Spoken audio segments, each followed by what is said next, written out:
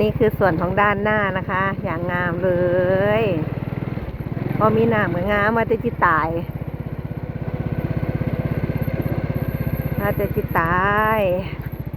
อ้อยจอดรถก่อน ไม่รู้น้ำมาจากไหนไม่แห้งสักทีเพราะมันจะได้สูบออกตีเวลาเกี่ยวเขานี่เลยจ้ะ